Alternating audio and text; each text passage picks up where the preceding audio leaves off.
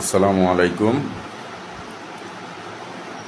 আমি দেশবাসীর সবাইকে সামনে রেখে সবাইকে প্রথমে আমার সালাম জানাচ্ছি। আসলে অতি আনন্দের কারণে আজকে আমি ফেসবুক টিকটকে আমি আপনাদের সামনে একটি কথা না বলেই পারছি না। এই পেশিবাদী স্বৈরাচার আপনার রক্ত পিচাসু রাক্ষসী এই নারী শেখ হাসিনা, যে শেখ হাসিনার কারণে আমার সুন্দর সাজানো একটি সংসার আজকে অবহেলিত। এই নারীর কারণে আমার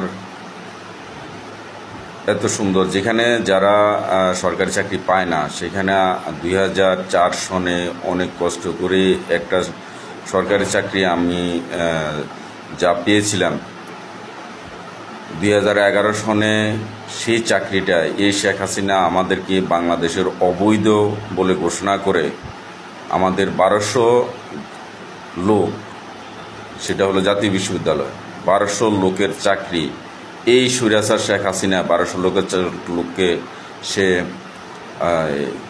আপনার অবৈধ ঘোষণা করছে।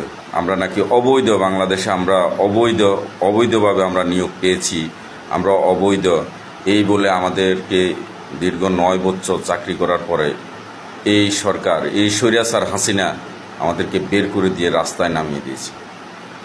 পথে পথে প্রান্তরে থাকতে থাকতে আজ পর্যন্ত আমরা সেই মাথা আর উঁচু করে দাঁড়াতে পারিনি। দীর্ঘ প্রতীক্ষার পর আজকে এই স্বৈরাচার হাসিনার পতনের মাধ্যমে আমার জীবনে মনে হয় যে আমি নতুন একটা উল্লাস খুঁজে পেয়েছি, নতুন এক আনন্দ খুঁজে পেয়েছি। আমি সবার প্রতি আহ্বান, সবাই নামাজ পড়ে এই স্বৈরাচার হাসিনার জন্য, হাসিনার দেশ মুক্ত হয়েছে, স্বৈরাচার হাসিনার দেশ থেকে পলাইছে, এই মাত্র দেশ থেকে পালাইছে, কিছুক্ষণ আগে দেশ থেকে পালাইছে র বাহিনীর সাথে, ভারতের এজেন্ডা র বাহিনীর সাথে এই মাত্র দেশ থেকে পালাইছে।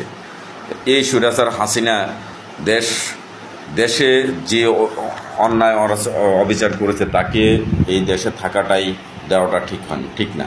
তাকে পেলে তার যথাযথ বিচার করা হোক। সে যে অন্যায় করেছে তার যথাযথ বিচার চাই, আমরা যথাযথ তার বিচার চাই।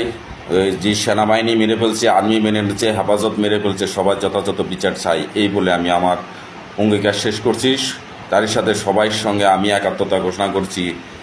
এই বাংলাদেশ সাধারণ জনগণের, আপাময় জনগণের এবং সবাই স্বাধীন